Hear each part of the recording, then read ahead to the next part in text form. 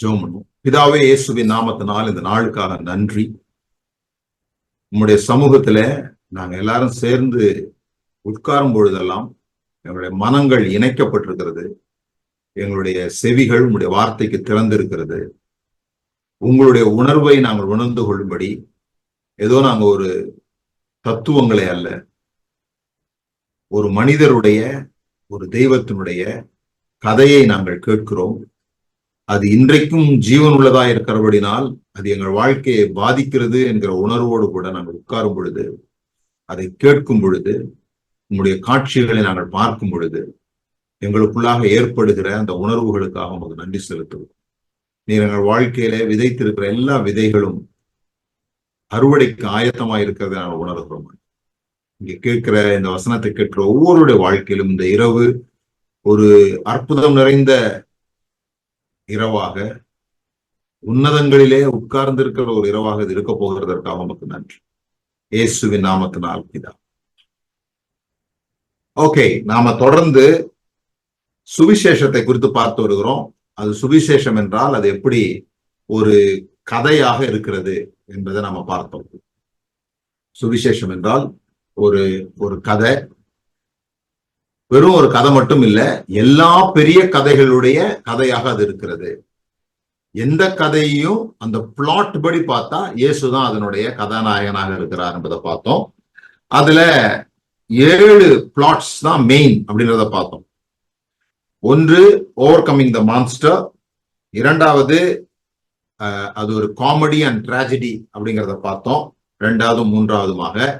பிறகு அது ஒரு வாவேஜ் அண்ட் ரிட்டர்ன், அது ஒரு பயணம் என்பதை பார்த்தோம்.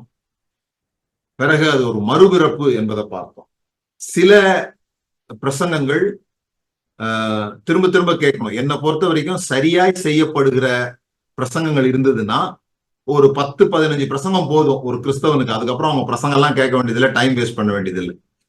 நான் அடிக்கடி சொல்றது போல, நான் 12th படிக்கும்போது 10th படிக்கும்போது நான் சரியா படிக்கல. நான் ஒழுங்கா படிக்கல. ஆனா எங்க அம்மா உட்கார்ந்து ஒரு 40 நாள் என்னை டியூஷனுக்கெல்லாம் அனுப்பி என்னை படிக்க வச்சாங்க. அப்போ நான் ஒரு விஷயம் புரிஞ்சுக்கிட்டேன். இந்த 40 நாள்ல படிக்கக்கூடிய விஷயத்தை தான் 11 மாசமா நம்மளை தொல்லை பண்றாங்க, 10 மாசமா நம்மளை தொல்லை பண்றாங்க. இந்த ஸ்கூல்ல இழுத்து இழுத்து சொல்லி தராங்க, லீவ் விட்டு நடுவுல அது இதுன்னு சொல்லி. ஏன்னா 40 நாள்லயே அதை படிச்சு முடிச்சிட முடியும், அடுத்த கிளாஸுக்கு போறதுக்கு ப்ரிப்பேர் பண்ணிட முடியும். அப்படி பண்ணிட்டா ஸ்கூல்லாம் பெரிய நஷ்டத்துக்குள்ள போயிடும். அப்புறம் அதே போலதான் சபையும் இயங்குகிறது என்பதை நான் பார்த்தேன்.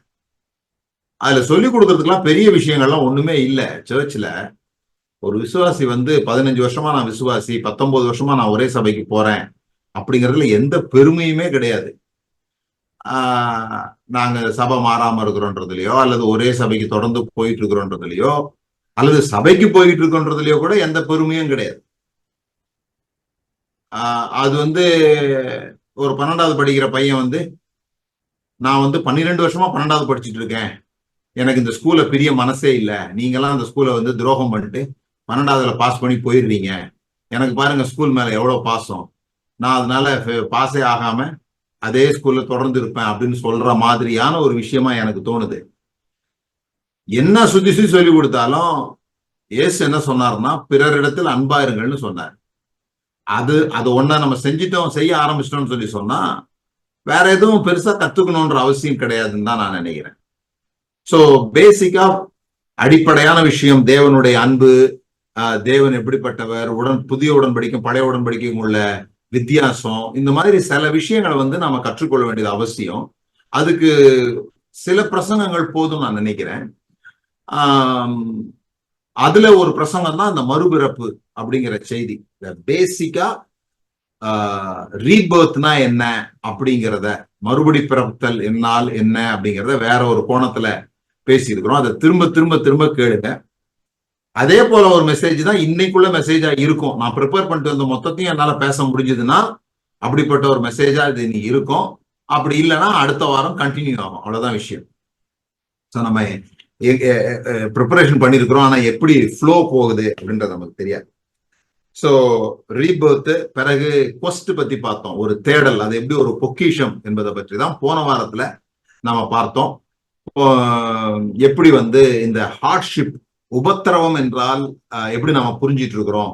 நாம அனுபவிக்கிறதெல்லாம் உபத்திரவமே கிடையாது, அதை உபத்திரவம் சொல்லக்கூடாது.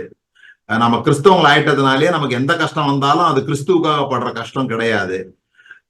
கிறிஸ்துவுக்காக என்ன கஷ்டப்படுறோம், எப்படி கஷ்டப்படுறோம்னா, ஒண்ணு இயேசு கிறிஸ்துவை பற்றிய சாட்சி சொல்லும் பொழுது நான் உபத்திரவப்படுத்தப்படுகிறது. இயேசு கிறிஸ்துவ பற்றி நான் பேசினேன், அப்படி பேசுறது நிமித்தமாக நான் உபத்திரவப்படுத்தப்பட்டேன். அல்லது இயேசு கிறிஸ்துவை நான் ஏற்றுக்கொண்டேன், என்னுடைய தெய்வமாக நான் ஏற்றுக்கொண்டேன், அதனால என்னை உறவினர்கள் மற்றவங்க எல்லாம் என்னை புறம்ப தள்ளுறாங்க, அது ஒரு உபத்திரம். ஓகேங்களா? மூன்றாவது முக்கியமான விஷயமாக நான் பார்க்கிறது, எளியவர்கள் பக்கத்துல நான் நின்றேன், ஏழைகளுக்காக. ஏழைகள்லாம் பண விஷயத்துல இல்லை, those who are not having voices, அவர்களுக்கு குரல் இல்லை, அவங்களுக்கு ரெப்ரசன்டேட்டிவ் இல்லை, அவங்கள யாரும் கண்டுக்க மாட்டேன்றாங்க. ஒரு அதிகாரத்துல உள்ளவங்க அதிகாரமே இல்லாத ஒரு ஆளை நசுக்க பாக்குறாங்க. அந்த நேரத்துல நான் அவர்களுக்காக குரல் கொடுக்கிறேன். என் ஆபீஸ்லயா இருக்கட்டும், என்னுடைய வியாபாரத்திலயா இருக்கட்டும், நான் எந்த இடத்துல ஒர்க் பண்றனோ அல்லது எந்த இடத்துல நான் வாழ்கிறேனோ அந்த இடத்துல பலவீனர்கள் பக்கத்தில் நான் நிற்பதினாலே, நான் ஒன்னும் பெரிய பலசாலி கிடையாது, ஆனா நான் இந்த பலவீனர் பக்கத்துல, இவன் பலவீனமா இருக்கிறான்றதுக்காகவே இவன் கார்னர் பண்ணப்படுகிறான், இவன் ஸ்கேப் கோட்டிங் பண்ணப்படுகிறான், இவன் பலியாடாக மாற்றப்படுகிறான்னு சொல்லும் போது, நான் அவர்கள் பக்கத்தில் நிற்பதினால் சிலுவைக்கு போனேன் என்றால், அவர்கள் பக்கத்தில் நிற்பதினால் நான் அடி வாங்கினேன் என்றால், அந்த உபத்திரவத்து நிமித்தமாக நான் தேவனுடைய ராஜ்யத்தை இந்த பூமி கொண்டு வரேன். அப்படிதான் இந்த தேவனுடைய ராஜ்யத்துல நான் பிரவேசிக்கிறேன், அனுபவிக்கிறேன். அது எனக்கு நீதியும் சமாதானமும் பரிசுத்த ஆவியினால் உண்டாகிற சந்தோஷத்தையும் எனக்கு தருகிறது. அப்படித்தான் அவங்க ஜெயிலுக்கு போனாங்க, அப்படித்தான் அவங்க இது பண்ணாங்க. இந்த காரணங்களுக்காக இது நம்ம புரிந்து கொள்ளணும். பிறகு இன்றைக்கு இந்த ஏழாவது விஷயம் ஒரு ஃபீல் குட் ஸ்டோரி. இதுதான் எல்லா கதையும். என்னன்னா, ராக்ஸ் டு ரிச்சஸ். இந்த பிளாட் எப்படி இருக்கும் அப்படின்னு சொன்னா, ஒரு ஆர்டினரியான ஒரு இன்சிக்னிபிகன்ட் பர்சன், ஒரு விசேஷம் இல்லாத சாதாரணமான ஒரு நபர் திடீரென்று ஒரு பெரிய நபராக, புகழின் உச்சாணிக்கு, பணத்தின் உச்சாணிக்கு செல்கிற ஒரு கதை. இது எல்லா ஸ்டோரியிலையும் இருக்கும், எல்லா படத்துலயும் இருக்கும்.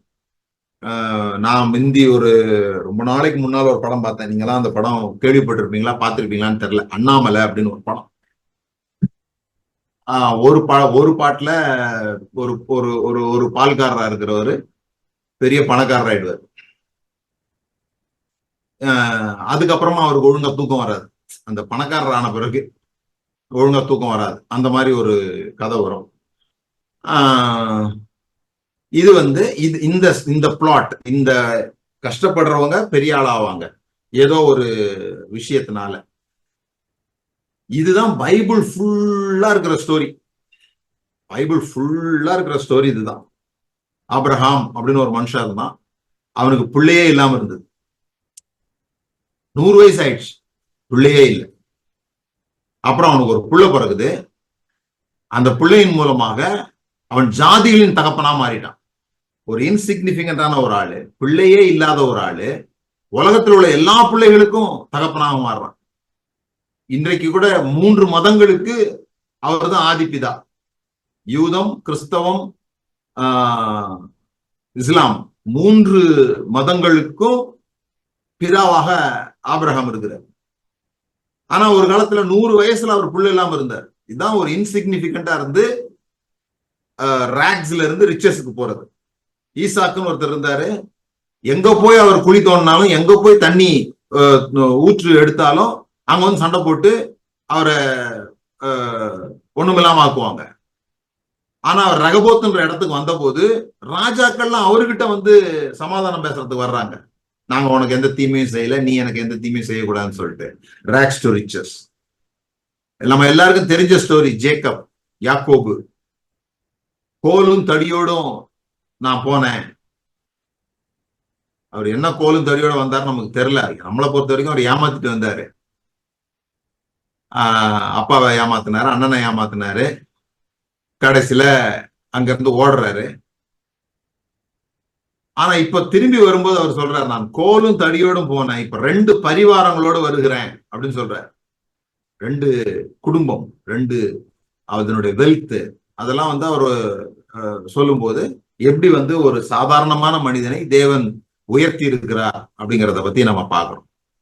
அவருடைய மகன் யோசேப்பு கைதியாக, அடிமையாக, எல்லாராலையும் வெறுக்கப்பட்டவனாக, குழியில் தள்ளப்பட்டவனாக, கொத்தடிமையாக விற்கப்பட்டு, பொய் குற்றச்சாட்டு சொல்லி ஜெயில போடப்பட்டு அவர் வந்து பிரைம் மினிஸ்டர் ஆகிறார். நான் சமீபத்துல ராஜபாதை அப்படின்ற புஸ்தகம் இந்த ஜனவரியில வெளியிட்டோம். அது ஃபுல்லாவே இந்த ஜோசப்னுடைய இந்த ஹிஸ்டரியை பத்தியதான். ஒரு செமையான படம் எடுக்கணும்னு சொல்லி சொன்னா அந்த ஜோசப் ஸ்டோரி வந்து அண்ணாமலையோட சூப்பரா இருக்கும். பல கதைகள் வேதாகமத்தில் இருக்குது. நமக்கு அது வந்து சரியான இயக்கும் திறமையும் தயாரிப்பாளர்களும் கிடைச்சாங்கன்னு சொல்லி சொன்னா பயங்கர ரிச்சான ஸ்டோரிஸ் வந்து இந்த பிளாட்ஸ்ல நீங்க வாசித்து பாத்தீங்கன்னா கிடைக்க ஆரம்பிக்கும். சில பேர் ஏற்கனவே அதை அப்படி வாசிக்கிறாங்க அப்படின்ற தகவலும் எனக்கு வருது. இப்பதான் வந்து பைபிளை வந்து இந்த சினிமா திரைக்கதை போல அவங்க பாக்குறாங்க, அந்த அந்த ஒவ்வொரு ஸ்டோரிஸையும். ரொம்ப சந்தோஷம். சோ அதே மாதிரி ஒரு ஒரு அடிமை ராஜாவான கதை தான் யோசேப்பினுடைய கதை.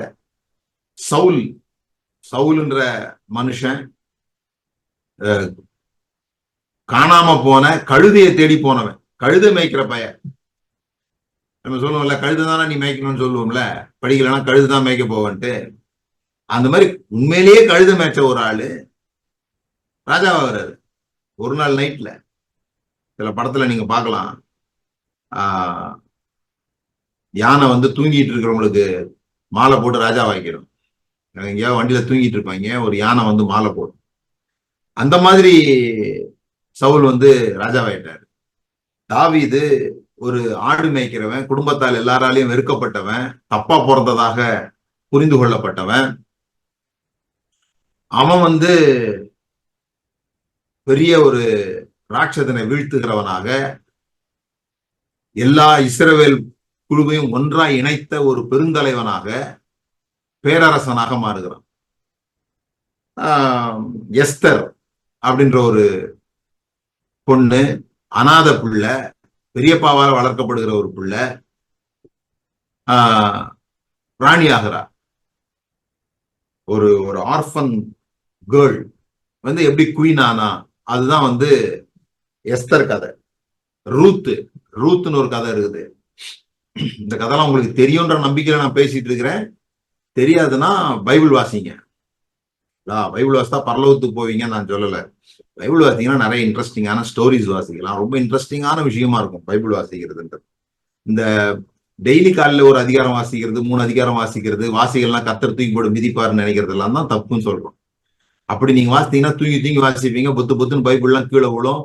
அப்புறம் அது ரொம்ப சின்ன எழுத்தா இருக்கிறதுனால அதை வாசிக்க ஆரம்பிச்சு தூக்கம் வரும். நீங்க இயேசுவின் நாமத்துல பிசாசை கட்டிக்கிட்டு இருப்பீங்க. இந்த பிசாசு பைபிளே படிக்க விட மாட்டேங்கிறான், பைபிள் எடுத்தவொடனே கொட்டாவியா வருது, தூக்கமா வருது அப்படின்னு சொல்லிட்டு பைபிளை ஒரு ஸ்டோரியா நீங்க வாசிக்க ஆரம்பிச்சீங்கன்னா ரொம்ப இன்ட்ரெஸ்டிங்கா இருக்கும். பல விதங்கள்ல வேதாகமத்தை வாசிகள்.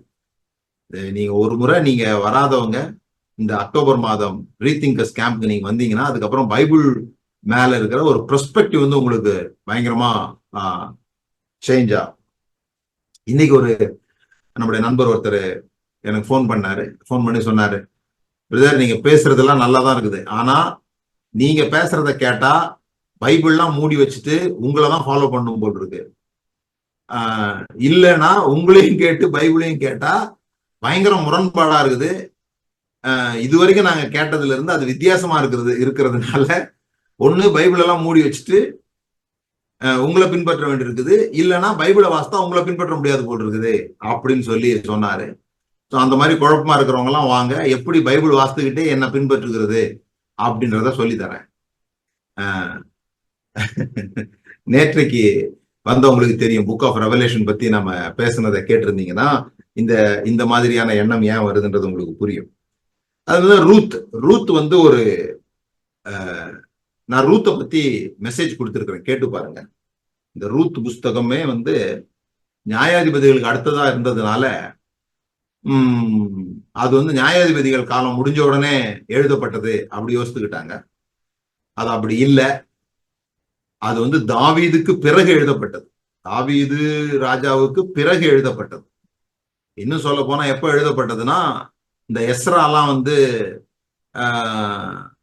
பரிசுத்தமான சந்ததியாக இஸ்ரேல் இருக்கணும்னு சொல்லி புறஜாதி பெண்களை யாராவது திருமணம் பண்ணியிருந்தாங்கன்னா அவங்க கர்ப்பமா இருந்தா கூட திருப்பி அனுப்பிடணும் அப்படின்னு ஒரு கட்டளை போடுறாங்க. எஸ்ரா நெகேமியால நீங்க அதை வாசிக்கணும். இஸ்ரவேல் வந்து மற்ற பெண்களோட கலந்துடுறாங்க. கலந்த உடனே அந்த குழந்தை வந்து இஸ்ரேல் இருக்கக்கூடாது, அது கர்ப்பமா இருந்தா கூட அவங்கள கொண்டு போய் அவங்க ஊர்ல விட்டு வந்துருங்கன்னு பயங்கரமான சட்டம் போடும்போது அதை எதிர்த்து எழுதப்பட்ட புஸ்தகம் தான் ரூத். அது ஒரு புரட்சி புஸ்தகம். அது எஸ்ரா நெகேமியா போன்றவர்களுக்கு தங்களை சுத்தமானவர்கள் என்று சொல்லிக்கொண்டு மற்றவர்களை சுத்தமில்லாதவர்கள் என்று பேசுகிறவர்களுக்கு, ஆசாரிய கூட்டத்திற்கு, லேவிய கூட்டத்திற்கு, பிராமண கூட்டத்திற்கு திராவிடர்களால் விடப்பட்ட சவால். புரியுதா உங்களுக்கு? ஆரிய திராவிட பிரச்சனை மாதிரி அது. உள்ளுக்குள்ளே ஒரு புரட்சி. அது என்னன்னு சொல்லி சொன்னா, ஏன்பா இன்னைக்கு நீ சொல்ற இவங்கெல்லாம் வந்து அசுத்தமான பிள்ளைங்க, அவங்களெல்லாம் வந்து கொண்டு போய் விட்டுருன்னு சொல்றீங்களே, நம்முடைய ராஜாவாகிய தாவீதே ஒரு ரூத் என்கிற மோவாபிய பெண்ணுக்கு பிறந்தவர் தானே, அதை நீங்க ஒத்துக்கிறீங்க தானே அப்படிங்கிற கேள்வியோடு கூட ரூத் புஸ்தகம் முடியறதை நீங்க பார்க்கலாம். ரூத் புஸ்தகம் எப்படி முடியுது? தாவீதுக்கு அம்மா பாட்டி யாரு அதுலதான் முடியுது. தாவீதுக்கு பாட்டி யாரு? ஒரு புறஜாதி பெண். உங்க தாவீதுக்கு பாட்டி புறஜாதியா இருக்கலாம், இந்த பிள்ளைக்கு அம்மா புறஜாதியா இருக்கக்கூடாதா அப்படிங்கிற ஒரு புரட்சி கேள்விதான் ரூத் புஸ்தகம். சோ அது நீங்க இன்னும் விளக்கமா வேணும்னா நீங்க அந்த செய்திகளை போய் கேளுங்க. ஆனா இங்க என்ன சொல்றேன்னு சொன்னா, ஒரு ஒரு ஒரு விதவை ஒரு புறஜாதியில போய் திருமணம் பண்ணவங்க, அவங்க அந்த அந்த அந்த ஆள் இறந்துடுறாரு. ஆனா அந்த ஸ்திரீ பெத்லஹேமுக்கு மறுபடியுமாக வந்து இயேசு கிறிஸ்துவனுடைய சந்ததியில அல்லது தாவீது எனும் ராஜாவினுடைய பாட்டியாக மாறுகிற கதையை நாம் வாசிக்கிறோம். இது எல்லாமே ராக்ஸ் டு ரிச்சர் ஸ்டோரிஸ். வேதாகமம் முழுவதும் ராக்ஸ் டு ரிச்சர் ஸ்டோரிஸ் தான். இயேசு கிறிஸ்துவனுடைய கதை உங்களுக்கு தெரியும் எப்படிப்பட்ட ஒரு கதை. ஒரு ஒரு ஒரு மாட்டு தொழுவத்துல பிறந்து நாசரேத் என்னும் ஊர்ல வளர்ந்து, நாசரேத்திலிருந்து நன்மை வருமோ அப்படின்னு பேசப்படுகிற நாசரேத் என்கிற ஊர்ல பிறந்து, பிறகு அவரு வந்து யோவான் ஸ்நானகன்ட்ட ஞான ஸ்நானம் பெற்று அவர் போய் கலீலியாவில் ஊழியம் செய்து கொஞ்சம் கொஞ்சமாக கான்ட்ரவர்சி எல்லாம் உருவாகி அவர் எப்படி புகழ் பெறுகிறார், பிறகு அவர் எப்படி சிலுவைக்கு போகிறார், அவர் எப்படி உயிர்த்தெழுகிறார் என்கிற ஒரு பெரிய ஸ்டோரியை தான் வேதாகமம் சொல்லுது. அது ஒரு ராக்ஸ் டு ரிச்சர் ஸ்டோரிஸ். அதை குறித்து தீர்க்க தரிசனங்கள்லாம் இருக்கு. ஏசாயா 53 2வது வசனம் வாசிக்கிறேன். இயேசு கிறிஸ்துவை குறித்த தீர்க்க தரிசனம். இளங்கிளையை போலவும் வறண்ட நிலத்திலிருந்து துளிர்க்கிற வேரை போலவும் அவனுக்கு முன்பாக எழும்புகிறார். எவ்வளவு ஒரு அற்புதமான படம் பாருங்க. ஒரு பாரதி ராஜா படத்தினுடைய முதல் சீன் மாதிரி இருக்கு. ஒரு வறண்ட பூமி, ஒரு வெடிப்பா இருக்கிற வயல் நிலம் தான் காட்டுவாங்க. அந்த வயல் நிலம் தான் அப்படியே பசுமை நிறைந்ததாக மாறுகிறது. அப்ப அந்த மாதிரி இளங்கிளையை போலவும் வறண்ட நிலத்திலிருந்து துளிர்க்கிற வேரை போலவும் அவனுக்கு முன்பாக எழும்புகிறார். அவருக்கு அழகும் இல்லை, சௌந்தரியமும் இல்லை. அவரை பார்க்கும்போது நாம் அவரை விரும்பத்தக்க ரூபம் அவருக்கு இல்லாதிருந்தது. இதெல்லாம் தான் அவருடைய பிகினிங். ஆனா அவரை கர்த்தர் எப்படி தேவன் எப்படி மகிமைப்படுத்தினார் என்பதை பற்றி பயங்கரமா ஏசாயா எழுதுவார். அவருடைய குளோரிஸ் பத்தி எழுதுவார்.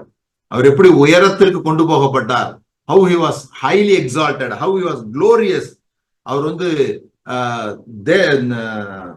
என்ன சொல்றது, யூதாவுக்கு மட்டும் ஒளியா இருக்கிறது வந்து அற்பமான காரியம் என்று சொல்லி ஜாதிகளுக்கு உம்மை ஒளியாக வைத்தார் அப்படின்னு சொல்லி அவருடைய அந்த வெளிச்சம் ஒரு ஒரு இளங்கிளையை போல வறண்ட நிலத்தில் இருந்து போல புறப்பட்டு ஒரு முழு உலகத்துக்குமான வெளிச்சமாக அவர் மாறுகிறார் என்பதை அவர் காட்டுகிறார். சோ இதெல்லாம் தான் ராக்ஸ் டு ரிச்சஸ் ஸ்டோரிஸ். ஒரு ஒரு ஒரு ஆரோனின் துளிர்த்த கோல் போல அவர் வெட்டப்படுகிறார். அவர் வெட்டப்பட்டு 3வது நாளிலே உயிர்த்தெழுகிறார்.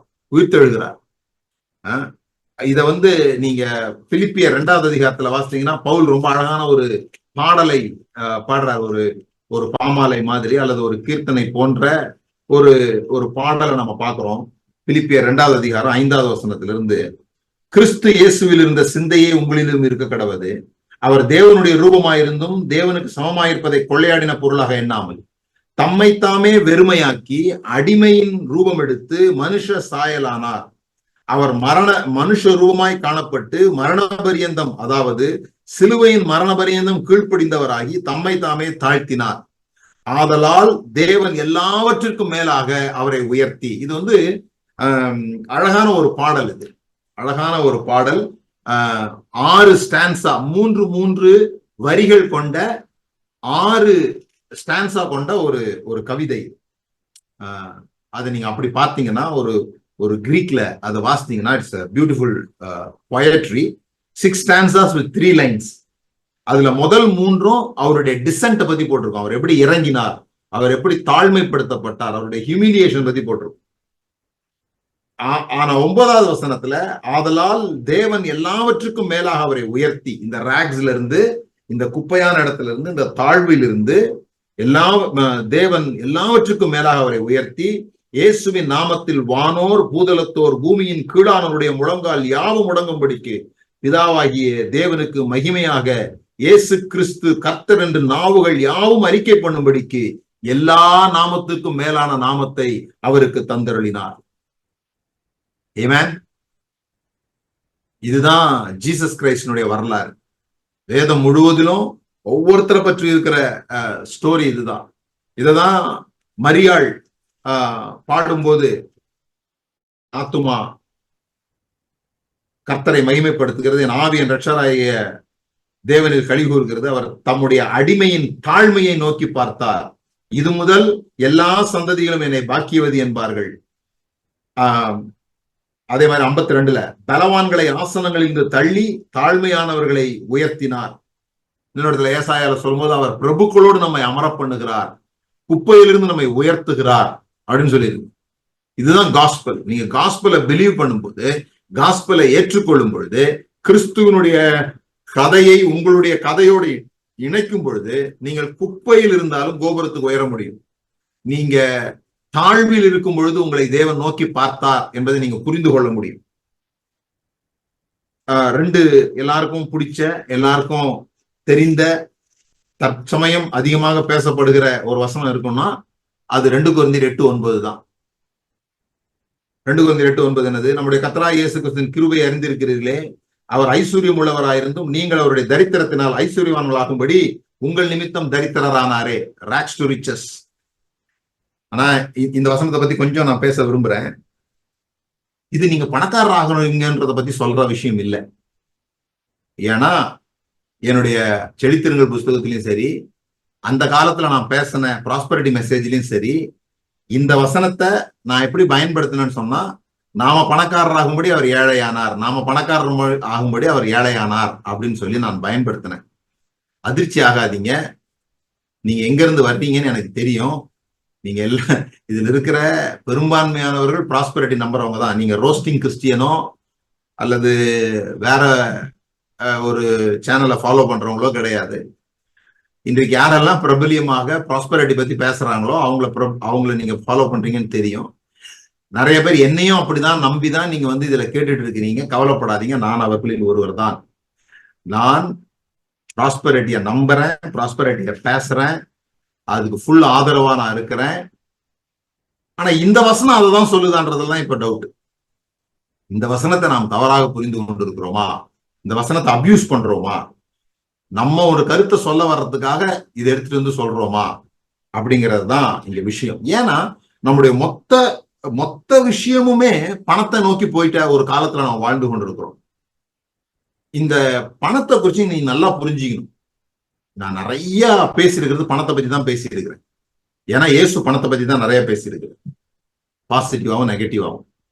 ஆனா இந்த உலகம் உண்டானது முதற்கொண்டு, மனிதர்கள் வாழ ஆரம்பித்தது முதற்கொண்டு, யாரிடத்துல செல்வம் இருக்கிறதோ அவர்கள் பகைக்கப்பட்டவர்களாகவே இருக்கிறாங்க. செல்வந்தர்களை ஏழைகளுக்கு பிடிக்கிறது இல்லை. ஏன்னா இந்த செல்வம் வருகிறது ஒரு ஈஸியான விஷயம் கிடையாது. இந்த செல்வம் வருகிறது ஒரு ஒரு கடினமான, அல்லது யாரையாவது ஏமாத்தினாதான் வர முடியும் அப்படின்னு. செல்வந்தர்கள்னு சொன்னா சகையுக்கள் தான் நமக்கு ஞாபகத்துக்கு வராங்க. செல்வந்தர்கள்னு சொன்னா டக்குன்னு ஒரு பைபிள்ல சொல்லப்பட்டிருக்க செல்வந்தர்கள் 4 பேர் யாருன்னு கேட்டா, அந்த இயேசு கிறிஸ்து கிட்ட வந்துட்டு அவர் பணத்தை எல்லாத்தையும் வித்து கொடுத்துருன்னு சொன்னாரு, அவன் தான் ஐஸ்வர்யமான வாலிபன் அப்படின்னு நமக்கு ஞாபகம் வருது. அந்த நரகத்துக்கு போன ஐஸ்வர்யவான் தான் நமக்கு ஞாபகத்துக்கு வர்றாரு. லாசருனா பிச்சைக்காரன் தான் ஞாபகத்துக்கு வர்றாரு. லாசரஸ்னு பேர் வச்சாலே கொஞ்சம் கஷ்டமா தான் இருக்கு. அப்ப இப்ப யாருக்கும் காயு ஞாபகத்துக்கே வர மாட்டேன்றார். காயு அவர் பெரிய பணக்காரர், ஆனா நமக்கு அது தெரியறது இல்லை. பணக்காரர் சொல்லுங்கன்னு சொன்னா காயு யாருமே சொல்ல மாட்டேன்றான். சொன்னா கூட யோபு சொல்லுவாங்க, ஏன்னா பணக்காரரா இருந்தா எவ்வளவு கஷ்டப்பட்டு அவன் வந்தான்றத தெரிவிக்கிறதுக்காக. இது வெகு காலமாக இருக்குது. பணம் என்பது ஒரு அபோஷனான ஒரு விஷயமாக, யாராவது நல்லா வாழ்ந்தா, யாராவது சிறப்பா வாழ்ந்தா. அதுலயும் குறிப்பாக கிறிஸ்தவர்கள் அடிக்கப்பட்டார்கள், பலிக்கு கொண்டு போகப்படுகிற ஆட்டுக்குட்டியை போல கொண்டு போகப்பட்டாங்க. இயேசு கிறிஸ்துவை ஏற்றுக்கொண்டதனாலேயே தரித்திரர்கள் ஆனார்கள், குடும்பத்திலிருந்து விரட்டப்பட்டார்கள். மோசமான விஷயங்கள் எல்லாம் சந்திச்சுட்டு வரும்போது, ஒரு காலம் வரும்போது ஒரு AD 400ல கிறிஸ்தவம் ஸ்டேட் ரிலீஜியனா மாறுது, ராஜாவுடைய மதமாக மாறுகிறது. ராஜாவே இந்த கிறிஸ்தவத்தை ஏற்றுக்கொண்டார்.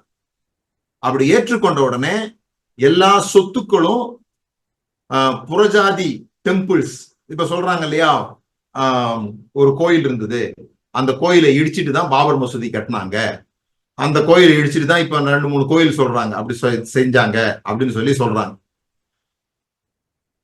அதை எதிர்க்கிறவர்கள் என்ன சொல்றாங்கன்னா, எல்லா கோயில்களையும் இன்றைக்கு பிரபல்யமாக இருக்கிற, பிரதானமாக இருக்கிற பெரிய பெரிய கோயில்களை நீங்க இடிச்சு பாத்தீங்கன்னா, இந்து கோயில்களை இடிச்சு பாத்தீங்கன்னா கீழே புத்த விகார் தான் இருக்குது அப்படி சொல்றாங்க.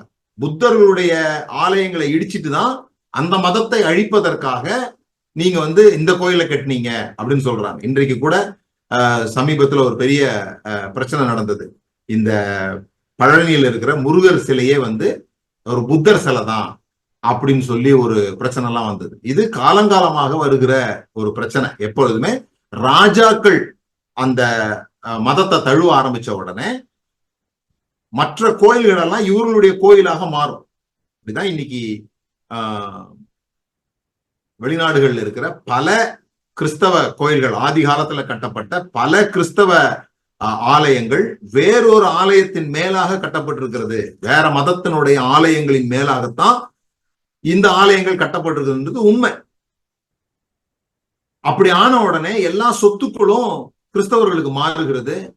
யார் கிறிஸ்தவர்கள் ஆகிறாங்களோ அவர்களுக்கு மிகப்பெரிய சலுகைகள் உண்டாகிறது. அது ஸ்டேட் ரிலீஜன் ஆன உடனே கிறிஸ்தவர்கள் எல்லாம் பயங்கர பணக்காரர்களாக மாறுகிறார்கள். குறிப்பாக சபை பணக்கார சபையாக மாறுகிறது. நிறுவனம் பணக்கார தன்மையுடையதாக மாறுகிறது. இந்த பணக்கார தன்மையுடையதாக மாறின உடனே அதுக்கேற்ற பலவீனங்கள் இருக்குது. பணம் வந்த உடனே அதிகாரம் வரும், தோரணம் வரும், எதையும் செய்ய முடியும்ன்ற ஒரு அகம்பாவம் வரும். இதெல்லாம் வரும். இதெல்லாம் பணத்தினால வர்றது இல்ல, பணம் இல்லாததுனால மனுஷன் மறைச்சு வச்சிருக்கிறது. இன்றைக்கு பணம் வந்தவொடனே அவனுடைய உண்மை சொரூபம் வெளிப்படும். அப்படி வெளிப்பட்ட உடனே ஆடம்பரங்கள் வந்தது, செக்ஷுவல் இம்மார்டாலிட்டி, இந்த செக்ஷுவல் மொராலிட்டி இம்மாரல் ஆயிடுச்சு. இதெல்லாம் பயங்கர ப்ராப்ளம் ஆகும்போது பிரான்சிஸ் அசசி மாதிரியான ஆட்கள் எழும்புறாங்க. இததான் மிடிவியல் பீரியட் அப்படின்னு சொல்றாங்க. மிடிவியல் பீரியட்ல என்ன பண்றாங்கன்னா, இந்த பணம் தான் பெரிய தீமையா இருக்குது அப்படின்னு சொல்லி சபையில ஒரு குறிப்பிட்டவர்கள் இயேசு சொன்ன சில வசனங்களை, எப்படி ஒவ்வொரு முறையும் வசனங்களை நம்ம கேட்டது போல மாற்றிக்கொள்வோமோ அப்படி மாற்றிக்கொண்டு இந்த ஒரு 2 செருப்பு வச்சிருந்தா ஒரு செருப்பை கொடுத்துடணும், 2 உடை வச்சிருந்தா ஒரு உடையை கொடுத்துடணும், ஏழையின் சிரிப்பில் இறைவனை காண முடியும், நம்ம ஏழைகளுக்கு உதவணும் அப்படின்னு சொல்லி அவங்க அந்த மாதிரி ஆனாங்க. ஆனா என்ன பிரச்சனைன்னு சொல்லி சொன்னா, ஒரு விஷயம் நமக்கு நல்லா புரிஞ்சுக்கணும். ஒரு ஒரு வியாதியஸ்தனை சுகமாக்கணுங்கிறதுக்காக டாக்டர் வந்து பக்கத்துல பெட் புக் பண்ணி படுத்துக்க கூடாது. நான் இந்த வியாதியஸ்தனை போல மாற போறேன், அப்பதான் நான் வியாதியஸ்தனுக்கு ஹெல்ப் பண்ண முடியும் அப்படின்னு டாக்டர் சொன்னா அது எவ்வளவு முட்டாள்தனமோ, அது போல ஏழைகளுக்கு உதவுவதற்கு நானும் ஏழை ஆகிறேன்னு சொல்றதும் முட்டாள்தனம். நான் மேட்ல இருந்தாதான் பள்ளத்துல இருக்கணும் தூக்க முடியும். நான் ஐஸ்வர்யவானா இருந்தாதான், நான் பணக்காரனா இருந்தாதான் ஏழைகளுக்கு உதவி செய்ய முடியும். அத வந்து அந்த அந்த காலகட்டத்துல அது ரொம்ப எப்படி வந்து சிபிஎம் சபைகள், டிபிஎம் சபை வந்து இந்தியாவுக்குள்ள நுழையும் போது அவங்க இந்த தாலியெல்லாம் எடுத்துட்டாங்க. தாலியெல்லாம் எடுத்துட்டு நகை அணியாம வர்றாங்க. அது மிகப்பெரிய எதிர்ப்பை வந்து உண்டாக்குற ஒரு விஷயம். என்னன்னா, தாலியை வந்து எடுத்துட்டா கணவன் இறந்துட்டார் அப்படின்ற அர்த்தம் தான் இங்க உள்ள மக்களுக்கு புரியும். ஆனா அவங்க அந்த எதிர்ப்பை தான் தங்களுக்கு சாதகமாக மாத்தினாங்க. அதை மீறி ஒரு ஆள் வரும்போது அவர் எவ்வளவு ஸ்ட்ராங்கா வருவார் பாருங்க. அதை மீறி ஒரு சகோதரி வரும்பொழுது அந்த தாலி எடுத்து வச்சுட்டு வர்றாங்கன்னு சொல்லி சொன்னா, அது எது ஒரு பெரிய எதிர்ப்பை கொடுத்துச்சோ அதுவே ஒரு பெரிய அட்ராக்ஷனா மாறிச்சு. அப்படிதான் அந்த எளிமை வந்து அட்ராக்ஷனா மாறும். அட்ராக்ஷனா மாறி அவர்கள் ஏழ்மைய வந்து போதிக்க ஆரம்பிச்சு, கிறிஸ்தவர்களா இருந்தாங்கன்னா அவங்க வந்து பெரிய ஆசைப்படக்கூடாது, அது அப்படியே பெரிய ஸ்னோபாலா மாறிடுச்சு. ஒரு சின்ன விஷயம் வந்து பெரிய விஷயமா மாறிடுச்சு. அதுக்கப்புறமா சமீப காலங்கள்ல 1970கள் 60கள்ல ஜான் ஆஸ்டின் காலத்துக்கு முன்னாலேயே வந்து இந்த மெசேஜ் வருது, ப்ராஸ்பரிட்டி மெசேஜ். அது கூட வந்து விதைத்தால் அறுப்பீர்கள் அப்படிங்கிற மேட்டர்ல இருந்து வர ஆரம்பிக்குது. இயேசு கிறிஸ்து ஏழை பணக்காரன் ஆகிறத பத்தியோ பணக்காரன் ஏழை ஆகிறத பத்தியோ பேசல. அவர் பணத்தை குறித்து ஏராளமா பேசியிருக்கிறார். ஆனா இந்த விஷயங்கள் இன்றைக்கு நாம் அணுகுகிறது போல, நீங்க எல்லாம் ஆசீர்வதிக்கப்பட்டவர்கள், ஆகவே நீங்க எல்லாரும் பயங்கர பணக்காரங்களா இருக்கணும்னு சொல்றதோ, ஏழையா இருந்தா அது ஒரு விதமான தவறு போல ஒரு சித்தரிப்பு இருந்தா அது தப்பு. நீங்க ஏழையா பிறக்கிறது உங்க குற்றம் இல்லை, ஆனா ஏழையா சாகிறது அது உங்க ப்ராப்ளம் தான் அப்படின்றது உண்மையான விஷயம். ஏன்னா தேவன் நமக்கு முன்பாக ஆயிரமான ஆப்பர்ச்சுனிட்டிஸை வைத்திருக்கிறார். ஆனா இத சபையில பேசணுங்கிறதுக்காக, நீங்க வந்து நல்லா இருக்கணும் அப்படிங்கிறத சபையில பேசணும். அப்ப சபை எதை எதிர்த்து பேசுதுன்னு சொன்னா, இந்த இருண்ட காலம் என்று சொல்லப்படுகிற மிடிவியல் பீரியட்ல ஏழ்மையை உயர்த்தி வைப்பதற்காக சில வசனங்களை எடுத்து மக்களுடைய மண்டையை கழுவுனாங்க. அப்போ இப்போ அதை மாத்தி கழுவணும்னு சொல்லி சொன்னா மறுபடியும் வசனங்களை எடுத்துதான் சொல்ல வேண்டியது இருக்குது. இந்த வசனமே யூஸ் பண்ணாம கடவுள் நீங்க நல்லா இருக்கணும்னு விரும்புறாருன்னு சொன்னா எந்த தப்பும் கிடையாது. ஆனா இதை எதிர்த்து பேசுவதற்காக இதை எடுத்து பேசும்போது இந்த மாதிரி வசனங்கள் அபியூஸ் பண்ணப்படுது. நீங்க நம்முடைய கர்த்தராகிய இயேசு கிறிஸ்துவின் கிருபையை அறிந்திருக்கிறீர்களே, அவர் ஐஸ்வர்யம் உள்ளவராயிருந்தும் நீங்கள் அவருடைய தரித்திரத்தினாலே ஐஸ்வர்யம்படி உங்கள் நிமித்தம் தரித்திரரானாரே. இந்த வசனம் எப்படி போதிக்கப்படுதுன்னு சொன்னா, அவர் வந்து நான் எப்படி போதிச்சிருக்கிறேன் அப்படின்னு சொல்லி சொன்னா, அவர் வந்து ஏழையானாரு. ஏன்னா நீங்க எல்லாம் பணக்காரர் ஆகிறதுக்காக. எப்படி அவர் நாம் பரிசுத்தவனாகிறதுக்காக பாவியானாரோ, எப்படி நாம் சுகமாவதற்காக தழும்புகளை ஏற்றுக்கொண்டாரோ, அப்படி அவர் நாம் எல்லாரும் பணத்தில் பணக்காரர் ஆவதற்காக அவர் பணத்தில் ஏழையானார் அப்படிங்கிற ரீதியில பேசு. ஆனா அந்த ராக்ஸ் டு ரிச்சஸ் கிடையாது. இன்னும் சொல்ல போனா இந்த வசனத்தை நீங்க நல்லா வாசித்து பாத்தீங்கன்னா வேடிக்கை என்னன்னா, நீங்க எல்லாம் பணக்காரன் ஆகணும்னு வசனம் சொல்லல. அவர் எப்படி தரித்திரரானாரோ அது போல நீங்க ஐஸ்வர்யவான்களா இருந்தீங்கன்னா மற்றவர்களுக்கு தரித்திரராகுங்க. அதுதான் இந்த வசனம் உண்மையான அர்த்தம். அது நீங்க வாசித்து பாத்தீங்கன்னா பாருங்களேன், நம்முடைய கர்த்தராகிய இயேசு கிறிஸ்துவின் கிருபையை அறிந்திருக்கிறீர்களே இருக்குல்ல 9வது வசனத்துல முதல் வசனம் வாசிங்களேன். அன்றியும் சகோதரரே, மக்கெதோனியா நாட்டு சபைகளுக்கு தேவன் அளித்த கிருபையை உங்களுக்கு அறிவிக்கிறேன். ஒரு இங்க கர்த்தராகிய இயேசு கிறிஸ்துவின் கிருபையை அறிந்திருக்கிறீர்களே, இங்க தேவன் அளித்த கிருபையை உங்களுக்கு அறிவிக்கிறோம். என்ன கிருபை? அவர்கள் மிகுந்த உபத்திரவத்தினாலே சோதிக்கப்படுகையில் கொடிய தரித்திரம் உடையவர்களாயிருந்தும் தங்கள் பரிபூர்ண சந்தோஷத்தினாலே மிகுந்த உதாரத்துவமாய் கொடுத்தார்கள். அப்ப இங்க என்ன பேசுதுன்னா ஜெனராசிட்டி பத்தி பேசுது. நான் அத மெசேஜ் பைபிள்ல வாசிக்கிறேன். இன் கான்டெக்ஸ்ட் 2 கொரிந்தியர் 8வது அதிகாரம் 7வது வசனத்தை ஆங்கிலத்துல வாசிக்கிறேன். You do so well in so many things. You trust God. You are articulate. You are insightful. You are passionate. You love us. Now do your best in this too. இதுதான் பவுல் இதை எழுதுறதுக்கு முன்னால சொல்றார். I am not trying to order you around against your will, but by bringing in the Macedonians' enthusiasm as a stimulus to your love, I am hoping to bring the best out of you. You are familiar with the generosity of our Master Jesus Christ. You are familiar with the generosity of our Master Jesus Christ. Rich as he was, he gave it away all for us. In one stroke, he became poor and we became rich.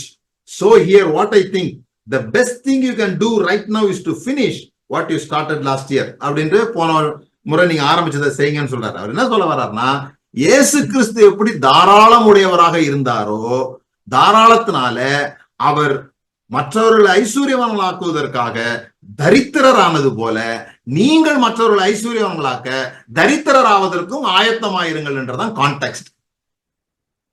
பணக்காரங்களாகுங்கன்னு context கிடையாது, தரித்திரர்களாகுங்கன்றது context, மற்றவர்களை பணக்காரராகிறதுக்காக.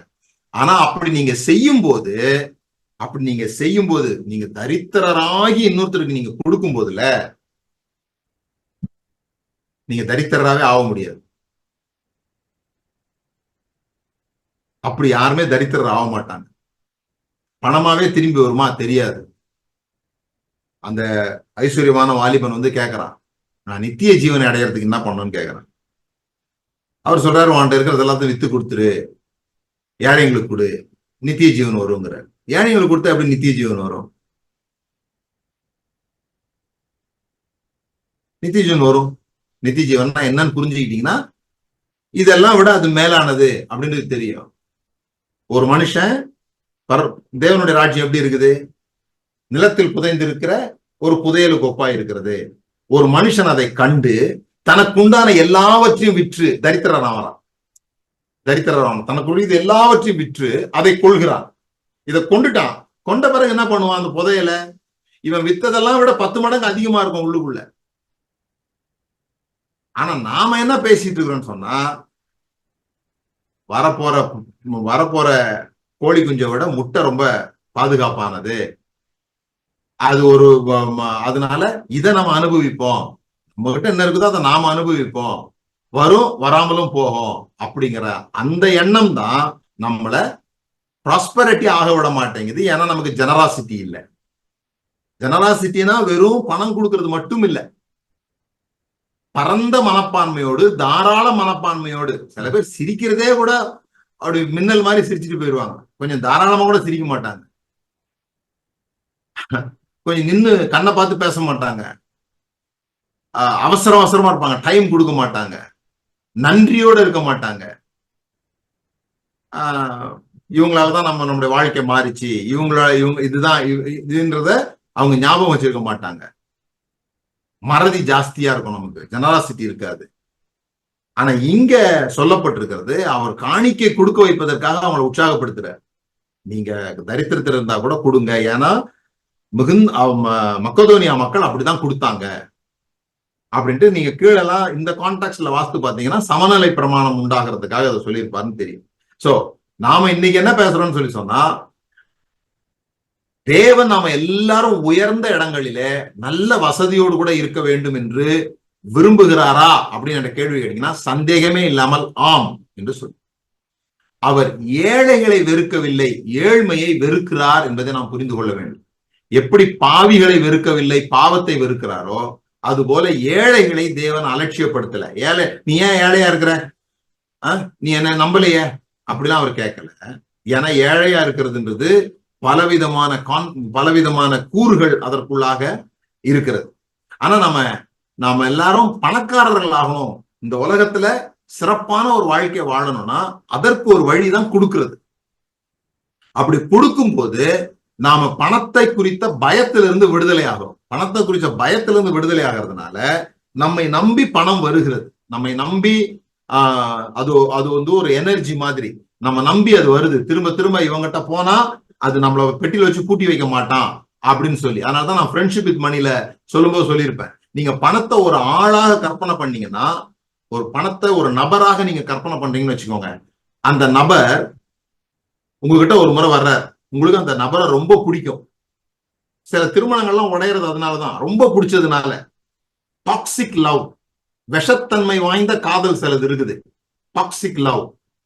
நான் அன்பா தானே இருந்தேன் அப்படின்னு சொல்லுவாங்க, ஆனா என் மேல தவிர வேற யாருக்கும் அன்பா இருக்க கூடாதுன்ட்டு ஆவி சேர்த்து கட்டி பிடிச்சி மூச்சு முட்டை வச்சிருவாங்க, நகரவே விட மாட்டாங்க. அதுக்கு பேர் அன்புன்னு வேற சொல்லுவாங்க. நான் அன்புனால தானே நீ எங்க இருக்கிறன்னு கேட்டேன், என் அன்புனால தானே உன்னை ஒவ்வொரு முறையும் வாட்ச் பண்ணேன், நான் உன் மேல ரொம்ப அன்பா இருக்கிறதுனால வீட்டுல கேமரா வச்சு உன்னை நீ எங்கேயும் வெளியே போறியான்னு நான் வாட்ச் பண்ணேன்னு சொன்னா அது எப்படி டாக்ஸிக் லவ்வோ, விஷத்தன்மை வாய்ந்த காதல். அது அன்பு இல்ல, அது பக்கா சுயநலம். அவங்க மேல இருக்கிற பயத்தை மற்றவர்கள் மேல பரப்புறது. அது போல சில பேருக்கு பணத்தின் மேல ஒரு லஸ்ட் இருக்குது. அந்த லஸ்ட் என்ன பண்ணுதுன்னு சொன்னா, கொஞ்சம் பணம் வந்துருச்சுன்னா அதை வெளியவே விட மாட்டேன், உடனே பெட்டியில வச்சு பூட்டிடுவேன் அப்படின்னா பணம் பயந்துரும், மூச்சு முட்டும் அதுக்கு. முந்திலாம் காயின் தான் செஞ்சாங்க, ரூபா நோட்டு இப்பதான் வந்தது, இப்பதான் கிரெடிட் கார்டு வந்திருக்கு. இந்த காயின் செய்யும் போது என்ன சொல்றாங்கன்னா, அது வந்து உருண்டு போகணுங்கிறதுக்காகவே அப்படி செஞ்சிருக்கிறாங்க பாருங்க, உருண்டையா. அது உருளணும், போகணும். ரத்தம் எப்படி நம்ம கூட சுழற்சி ஆகுதோ அது போல பணம் என்பது ஒரு சுழற்சி மிகுந்தது. அப்ப நீங்க பயப்படுற ஆளா இருந்தா அது வந்து நம்ம கிட்ட வரமாட்டேங்குது. சரி, அப்பனா எப்படி வேணா செலவு பண்ணிடலாமான்னா அவங்களும் தரித்திரராயிடுவாங்க. அது வந்து உடம்புல காயப்பட்டு ரத்தம் கீழே ஊத்துற மாதிரி. ரத்தம் சுழற்சி ஆகணுமே தவிர ஊத்தக்கூடாது. அப்போ பினான்சியல் மேனேஜ்மெண்ட் யார்கிட்ட இருக்குதோ, பினான்சியல் பிளானிங் யார்கிட்ட இருக்குதோ, யாரு பணத்தை எவ்வளவு கொடுக்கணும், எவ்வளவு என்ஜாய் பண்ணணும், எவ்வளவு சேர்த்து வைக்கணும், எவ்வளவு செலவு பண்ணணும்ன்றதை குறித்து தெளிவாக அறிந்து கொள்கிறார்களோ அவர்களிடத்தில் பணம் தங்கும், அவர்கள் பணக்காரர்கள் ஆவார்கள். இதுக்கு நீங்க போட்டு கடவுளை போட்டு வம்பு பண்ணி அவர் கொடுத்தாரு கொடுக்கல, நீ கொண்டாந்து கொடுத்தா அவனுக்கு கொடுப்பாரு அப்படின்னு சொல்லி பெரிய விஷயங்களாக அதை நீங்க செய்ய வேண்டியது இல்லைன்றது என்னுடைய கருத்து. ஆனா இன்றைக்கு நம்முடைய ஸ்டோரி அது இல்லை.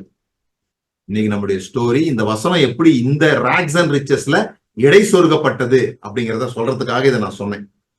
ஆனா வேதம் முழுவதும் எப்படி எளிமையான மனிதர்களை தேவன் உயர்த்தினார், எப்படி ஏழையா இருந்தவங்க பணக்காரரானாங்க, எப்படி அடிமையா இருந்தவங்க ராஜாவானாங்க, எப்படி தொடர்ந்து ஒரு மனிதன் காயப்படுத்தப்படுகிறான், அந்த மனிதன் பிறகு ரகபோத்தை கண்டுபிடிச்சு ஆகிறான், எப்படி ஒரு பிள்ளையே இல்லாதவன், பிள்ளையே பிறக்க முடியாத ஒருத்தன் எப்படி ஜாதிகளுக்கு தகப்பனானா அப்படிங்கிறது தான் இந்த ஸ்டோரியில இருந்து நாம புரிந்து கொள்வோம். சோ இயேசுவினுடைய ஸ்டோரியை நான் உங்களுக்கு சொன்னேன். நம்முடைய ஸ்டோரி என்ன, நாம எங்க ராக்ஸ்ல இருந்தோம், எப்படி ரிச் ஆனோம் அப்படின்னு சொன்னா வாசிக்கலாம். எபேசியர் 2வது அதிகாரம். நாம எந்த நிலையிலிருந்து எந்த நிலைக்கு உயர்த்தப்பட்டோம்? அக்கிரமங்களினாலும் பாவங்களினாலும் மரித்தவர்களாயிருந்த உங்களை உயிர்ப்பித்தார். அவைகளில் நீங்கள் முற்காலத்திலே இவ்வுலக வழக்கத்திற்கு ஏற்றபடியாகவும் கீழ்ப்படியாமையின் பிள்ளைகளிடத்தில் இப்பொழுது கிரியை செய்கிற ஆகாயத்து அதிகார பிரபுவாகிய ஆவிக்கேற்றபடியாக நடந்து கொண்டீர்களே. அவர்களுக்குள்ளே நாம் எல்லோரும் முற்காலத்திலே நமது மாம்ச இச்சையின்படியே நடந்து நமது மாம்சமும் மனசும் விரும்பினவைகளை செய்து சுபாவத்தினாலே மற்றவர்களைப் போல கோப ஆக்கினையின் பிள்ளைகளாயிருந்தோம். இதுதான் நம்முடைய ராக்ஸ் ஸ்டோரி, நம்முடைய கீழான நிலை, நாம இருந்த மோசமான நிலை. இந்த மோசமான நிலையிலிருந்து எப்படி நம்மளை உச்சாணி கொம்புக்கு கொண்டு போறார் பாருங்க. தேவனோ இரக்கத்தில் ஐஸ்வர்யம் உள்ளவராய் நம்மில் அன்பு கூர்ந்த தம்முடைய மிகுந்த அன்பினாலே. நீங்க வெறும் தேவனை பணத்துக்காக பயன்படுத்தும் பொழுது பணத்தை தருவார், ப்ராஸ்பரிட்டி, அதை மட்டும் நீங்க பாத்தீங்கன்னா தேவனை ரொம்ப சின்னதா பாக்குறீங்கன்னு அர்த்தம். அவர் என்ன பண்றாரு, ஏழையா இருந்தவனை பணக்காரனாக்குவான் அப்படின்றது அவருக்கு சாதாரண விஷயம். அது மேண்டேட்டே நடந்துரும். நீங்க கடவுளை குறித்து நல்லா புரிஞ்சுக்கிட்டீங்கன்னு வச்சுங்களேன், நீங்க நம்ம கிறிஸ்தவத்துல இருக்கிற பிரச்சனை என்னன்னா, கடவுளை இன்னொரு டான் மாதிரி காமிக்கிறோம். அவர் வந்து ஒரு ரவுடி மாதிரி காமிக்கிறோம். அவருக்கு பிடிக்காத செய்யலைன்னா அடிச்சு விடுவாருன்றோம். அவருக்கு என்ன பிடிக்காதுன்னு கேட்டா, எனக்கு பிடிக்காததெல்லாம் அவருக்கு பிடிக்காது, எனக்கு பிடிச்சதெல்லாம் அவருக்கு பிடிக்கும். அதுவே நான் பெரிய பாஸ்டரா இருந்தா எனக்கு பிடிக்காததெல்லாம் அவருக்கு கண்டிப்பா பிடிக்காது. நான் கொஞ்சம் பிரபலியமான ஆளா இருந்தா எனக்கு பிடிக்காததெல்லாம் அவருக்கு பிடிக்காதுன்னு நான் சட்டமே எழுதிடுறேன். நான் எதுக்கெல்லாம் கோவப்படுறேனோ அதெல்லாம் அவரும் கோவப்படுவாரு. நான் எதுக்கெல்லாம் சந்தோஷப்படுறேனோ அதெல்லாம் அவருக்கும் சந்தோஷத்தை தரும் அப்படின்னு நான் நினைச்சுக்கிறேன். நான் ஒரு தலைவனாக இருக்கும் பொழுது அதை என்னுடைய ஜனங்களுக்கு சொல்லிடுறேன். இதுதான் கடவுளுக்கு பிடிக்கும், இதெல்லாம் கடவுளுக்கு பிடிக்காதுன்னு கடவுளே வந்து என்கிட்ட சொன்ன மாதிரி எல்லாம் சொல்றேன். அதுக்கு வசனங்கள்லாம் எடுத்து வச்சு நான் பேசுறேன். ஆனா உண்மையிலே நிலைமை அது இல்லை. நான் மறுபடியும் சொல்றேன், நீங்க எல்லாரும் நல்லா இருக்கணும் அப்படிங்கிறது கடவுளுடைய விருப்பமும் கூட, நம்முடைய விருப்பமும் கூட, உங்களுடைய விருப்பமும் கூட. ஓகேவா? நல்லா புரிஞ்சுக்கோங்க. கடவுளை நீங்க நைட்டு கூட உங்க கூட பேசுவார், டெய்லி பேசுறாரு. ஆனா உங்களுக்கு தான் கேட்க மாட்டேங்குது. ஏன் கேட்க மாட்டேங்குதுன்னா, கடவுள் குரல் எப்படி இருக்கும் அப்படின்னு உங்களுக்கு தெரிய மாட்டேங்குது. நீங்க நைட் நான் இப்ப சொல்லி தந்துடுறேன் கடவுள் குரல் எப்படி இருக்கும்னு சொல்லிட்டு. நல்லா கவனமா கவனிங்க. நோட் எடுத்து எழுதுறவங்க எழுதிக்கோங்க. நல்லா கவனமா கவனிக்கிறவங்க கவனிங்க. இப்படி நான் சொன்னா அது ரொம்ப சிம்பிளான மேட்டர்னு அர்த்தம். பைபிள் சொல்லுது, தேவனோடு இசைந்து இருக்கிறவன் அவரோட ஒரே ஆவியா இருக்கிறான்னு சொல்லு. தேவனோடு இசைந்து இருக்கிறவன் அவரோட ஒரே ஆவியா இருக்கிறான் அப்படின்னா என்ன தெரியுமா அர்த்தம்? அவர் குரல் எப்படி இருக்குன்னா உங்க குரல் மாதிரியே இருக்கும். அதனாலதான் நிறைய நேரம் உங்களுக்கு கேட்க மாட்டேங்குது. இது நம்ம குரல் அப்படின்னு நினைச்சுக்கிறோம். என்னைக்காவது உங்களுக்கு கொலை பண்ணணும்ன்ற எண்ணம் வந்திருக்குதா? வந்திருக்காது. ஏன்னா தேவன் உங்ககிட்ட அப்படி பேச மாட்டார். பணக்காரர் ஆகணும்ன்ற எண்ணம் வந்திருக்குதா? தேவன் பேசுறாரு. புரியுதுங்களா? நல்லா சம்பாதிக்கணும், ஆண்டவர் நம்மளை ஆசீர்வதிக்கணும்னு நினைச்சா தேவன் பேசுறாரு. எங்கேயாவது பேங்க்ல போய் கொள்ளையடிக்கணும் அப்படின்னு என்னைக்காவது எண்ணிருக்கீங்களா? பேங்க்ல கொள்ளையடிச்சு பணக்காரன் ஆகணும் அப்படின்னு யோசிச்சிருக்கீங்களா? அப்ப தேவன் உங்கள்கிட்ட பேசல. இவ்வளவுதான் விஷயம். உங்க சத்தத்துக்கு ஒழுங்கா கவனமா இருந்தீங்கன்னா உங்க சத்தமா, தேவன் சத்தம் உங்க சத்தம் மாதிரியே தான் இருக்கும். ஏன்னா நீங்களும் அவரும் ஒன்றா இருக்கிறீங்க, ஒரே ஆவியா இருக்கிறீங்க. இதை விட்டுட்டு வேற ஏதோ அசிரி குரல் கேட்கும், இடி முழக்க சத்தம் கேட்கணும்லாம் வெயிட் பண்ணாதீங்க. நிறைய நேரம் தேவன் அப்படி சத்தமா பேசுறது இல்லை, செவிடங்களுக்கு தான் சத்தமா பேசணும். பவுல் வந்து செவிடா இருந்தான். அவன்கிட்ட எவ்வளவு ஆண்டவர் பேசி பாக்குறாரு, அவனுக்கு கேட்டிருக்காது போல் இருக்கு. குதிரையில இருந்து எட்டி வச்சு கீழே தள்ளின பிறகுதான் அவனுக்கே கேட்குது. நம்மளும் பவுல்கிட்ட பேசுற மாதிரி ஆண்டவர் வானத்துல இருந்து பேசணும்னு யோசிக்க கூடாது. நம்ம கிட்ட அவர் காதலர் மாதிரி பேசினா போதும். அப்படி கண்ணு காமிச்சாலே நம்ம ஒழுங்கா பழகி இருந்தோம்னா, ஒழுங்கா அவரோட கூட நடந்திருந்தோம்னா, குச்சு குச்சுன்னு பேசினாலே போதும். மெல்லிய சத்தம் போதும், கோடு வேர்டு போதும், கண்ணு அசைவு போதும். நல்லா புரிந்து வாழ்கிற கணவன் மனைவி பாருங்க, எவ்வளவு கூட்டத்துல இருந்தா கூட எப்படி இருந்தா கூட இப்படி கண்ணு காமிச்சா புரிஞ்சுப்பாங்க, வந்துருவாங்க, வெளியே வந்துருவாங்க. இந்த ஒழுங்கா வாழாத குடும்பத்துலதான் அப்படி வா அப்படின்னு கூப்பிட்டா எதுக்கு அப்படிம்பாங்க. அங்கேயே எல்லா விளக்கமும் கேட்ட பிறகுதான், நீங்க இந்த சினிமால நான் பாக்குறேன். இந்த வில்லன் வந்துருவாரு, வில்லன் வந்து ஆள் அனுப்பிச்சிடுவாரு, கதாநாயகன் கார்ல வந்துட்டு இருப்பாரு, வில்லன் வந்து ஆள் வந்து சுத்தி போட்டுருவாங்க. உடனே புருஷன் சொல்லுவாரு, வெளியே வராத, நான் சண்டை போட்டு வந்துடுறேன் அப்படின்ட்டு கீழே இறங்கி சண்டை போடுவார். அப்பதான் இந்த அம்மா வெளியே எழும்பி வரும். அவன் வந்து கழுத்துல கத்தி வச்சிருவான். இப்ப இவனுக்கு வில்லனையும் அடிக்க முடியாது, இவர்தான் சொன்னாரா உள்ள இருன்னு சொல்லிட்டு இருக்க வேண்டியதானே, இருக்க மாட்டேன். இப்படிப்பட்டதுதான் சத்தத்தை கேட்க முடியாம போறது. அவங்களுக்கு தான் ரொம்ப சத்தமா பேச வேண்டியிருக்குது, ஸ்கூட்டரை தள்ளி விட வேண்டியிருக்குது, எதையாவது பண்ணி கால கையை கட்டு போட்டு அப்புறமா பேச வேண்டியிருக்குதுன்னு சொல்றேன். மெல்லமா பேசும்போதே தெரிஞ்சுக்கலாம். சோ பணக்காரர் ஆகிறது என்பது ஒரு விஷயமே கிடையாது. நீங்கள் கையிட்டு செய்கிற எல்லா வேலையிலும் கர்த்தர் ஆசீர்வதிக்கிறார். நீங்க எதை செஞ்சாலும் கர்த்தர் ஆசீர்வதிக்கிறார். நல்லா செய்யுங்க. என்ன நீங்க பாத்திருப்பீங்க, உண்மையான கதைகள்லாம் சிலது இருக்குது. திருட போறதுக்கு முன்னால சாமி கும்பிட்டுட்டு போய் திருட போறேன். நான் ஒரு படம் பார்த்தேன். சாமி, அதுக்குன்னு ஒரு சாமி இருக்கு. அந்த சாமிக்கு பலி எல்லாம் கொடுத்து பெரிய ஒரு விழா மாதிரிலாம் வச்சு திருட போவாங்க. ஆனா அது சாமிக்கு பிடிக்காதனால மாட்டிக்கிறாங்க கடைசியில. நீங்க நல்லா ஜோம் கொண்டு போய் திருடினா கூட மாட்டிப்பீங்க, அதை புரிஞ்சுக்கணும் நீங்க. ஆனா நீங்க எதை செஞ்சாலும் கர்த்தர் ஆசீர்வதிக்கிறேன்னு சொல்ற. எதை செஞ்சாலும் கர்த்தர் ஆசீர்வதிக்கிறார். கர்த்தருடைய ஐஸ்வர்யம் வேதனை என்ன பண்றது இல்ல, அதனோட கூட கூட்டுறது இல்ல. கர்த்தருடைய ஆசீர்வாதம் ஐஸ்வர்யத்தை தரும். இதெல்லாம் தேவன் அவன் நல்லா இருக்கணும்ன்றதை விரும்புகிறார் அப்படின்னு. ஆனா அதுக்குள்ள நீங்க தேவனை அடக்கிட்டீங்கன்னா, ப்ராஸ்பரிட்டி டீச்சிங் அப்படின்றதுல நீங்க அடக்கிட்டீங்கன்னா, அதுக்கு மட்டுமே தேவன் இருக்கிறது போல நீங்க யோசித்தீங்கன்னா அது பிரச்சனை. எந்த ரேக்ல நாம இருந்தோம்னு சொல்லி சொன்னா, எதுல இருந்து நாம மேல வரணும்னு சொல்லி சொன்னா, அக்கிரமங்களினாலும் பாவங்களினாலும் மரித்தவர்களா இருந்த உங்களை உயிர்ப்பித்தார். நமக்கு நேரம் இல்லை. நான் சொன்னது போல அடுத்த வாரம் தான் இதை பேச முடியும்னு நினைக்கிறேன் நான். ஆனா நாம புரிஞ்சுக்கிட்டு இருக்கிறதுதான் இங்க பிரச்சனை. அதாவது அக்கிரமங்கள் இருந்து பாவங்கள் நம்ம உயிர்ப்பித்தார். இப்ப நாம என்ன பண்ண போறோம், பணக்காரர் ஆக போறோம் அப்படி யோசிக்கிறோம். நம்ம எல்லாம் ரட்சிக்கப்பட்டோம், நம்ம எல்லாம் மீட்கப்பட்டோம், அடுத்த வேலையை பார்ப்போம் அப்படி யோசிக்கிறோம். ஆனா இங்க வேற ஒரு விஷயம் சொல்லி இருக்குது. தேவனோ இரக்கத்தில் ஐஸ்வர்யம் உள்ளவராய் நம்மில் அன்பு கூர்ந்த தம்முடைய மிகுந்த அன்பினாலே அக்கிரமங்களில் மரித்தவர்களாயிருந்த நம்மை கிறிஸ்துவுடனே கூட உயிர்ப்பித்தார். கிருபையினாலே ரட்சிக்கப்பட்டீர்கள். கிறிஸ்து இயேசுவுக்குள் நம்மை அவரோட கூட எழுப்பி உன்னதங்களிலே அவரோடு கூட உட்காரவும் செய்தார். சோ செய்தியினுடைய தலைப்பை நான் சொல்லிட்டேன், அதனால செய்தி முடிஞ்சிடுச்சுன்னு நினைச்சுக்கணும். உன்னதங்களிலே அவரோடு கூட உட்காரவும் செய்தார். எங்க இருந்து எங்க கொண்டு போனார்ன்றதுதான் இன்னைக்கு கதை. Rocks and riches. தரித்திரத்துல இருந்தோம். என்ன தரித்திரத்தில் இருந்தோம்? அக்கிரமங்களினாலும் பாவங்களினாலும் மரித்தவர்களா இருந்தோம். நம்மை அவருடைய இரக்கத்தினாலே உயிர்ப்பித்தார். உயிர்ப்பித்து விட்டுல உன்னதங்களிலே கொண்டு போய் உட்கார வைத்தார். இப்பதான் மெசேஜ் ஆரம்பிக்கணும். இதுதான் மெசேஜினுடைய ஆரம்பம். உன்னதங்களிலே உட்கார்றதுனா என்ன? எங்க உட்கார்ந்துருக்கு? நமக்கு உன்னதங்கள்ல உட்கார்ந்து இருக்கிறோன்னே நமக்கு ஒரு படம் வரைய சொன்னா என்ன படம் வரைவோம்னா, ஒரு பெரிய சிங்காசனம், அந்த சிங்காசனத்துல ஒருத்தர் அருவமாக ஒரு ஸ்ட்ரக்சர் இல்லாம, உருவம் இல்லாம ஒருவர் இருப்பாரு. அவர் பக்கத்துல ஒரு சீட் இருக்கும். அந்த சீட்ல இயேசு உட்கார்ந்து இருப்பாரு. அவருடைய வலது பாசத்துல இயேசு உட்கார்ந்து இருப்பாரு. அவருக்கு பக்கத்துல ஒரு சீட்டு போட்டிருப்பாங்க, அதுல நாம உட்கார்ந்து இருப்போம். அதுல வேற நமக்கு சண்டை வரும்னு நினைக்கிறேன். யார் அந்த சீட்ல அவர் பக்கத்து சீட்ல உட்கார்றது, அவ்வளவு பேரும் சேர்ந்து அவர் பக்கத்துல உட்காந்துருப்போன்றது ஒரு விஷயம் இருக்குது. சரி, புரியலன்னு வச்சுக்கோமே. ஏன்னா இதே சண்டை தான் யோவானுக்கும் யாக்கோபுக்கும் கூட இருந்திருக்கு. அவங்க அம்மா போய் கேட்டிருக்காங்க, வலது பாசத்துல என் பையன் தான் உட்காரணுன்னே, போமா வேலையை பார்த்துட்டு போமான்ட்டாரு அவரு. அதேதான் இப்ப நம்ம ப்ராப்ளமும். வலது பாசத்துல நம்ம யார் உட்காருவோம்? நான் இவ்வளவு பரிசுத்தமாக்குறேன், நான் வலது பாசத்துல உட்காருவேனா? நீ 1/2 நிமிஷம் கூட ஜோம் பண்ண மாட்டேன்ற, நீ எப்படி வலது பாசத்துல உட்காருவேன்? நான் 6 மணி நேரம் ஜோம் பண்றேன், அப்ப நான் தான் வலது பாசத்துல உட்காருவேன் அப்படின்ற ஒரு மறைமுக பனிப்போர், ஒரு யுத்தம். நாங்க ஒயிட் ட்ரெஸ் போடுறோம், நாங்க நகை இல்லாம இருக்கிறோம், நாங்க கர்த்தருக்காக இவ்வளவு சாக்ரிஃபைஸ் பண்றோம், நாங்க தானே வலது பாசத்துல உட்கார முடியும்.